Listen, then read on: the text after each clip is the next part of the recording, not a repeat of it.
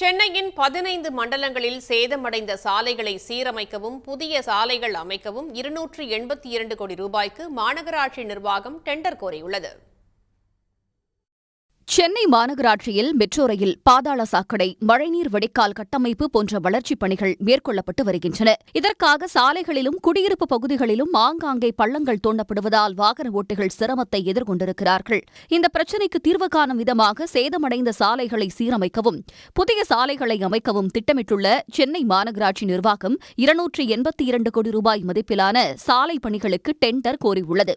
அதன்படி ஏற்கனவே ஆய்வு செய்த 2118 சாலைகளில் பணிகள் மேற்கொள்ளப்பட உள்ளன.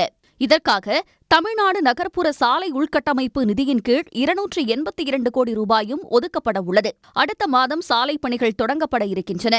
வடகிழக்கு பருவமழையின் தீவிரத்தை பொறுத்து இடையில் பணிகள் நிறுத்தப்பட்டு ஜனவரி மாதத்தில் மீண்டும் தொடங்கி முடிக்கப்படும் என்று சென்னை மாநகராட்சி தகவல் தெரிவித்துள்ளது.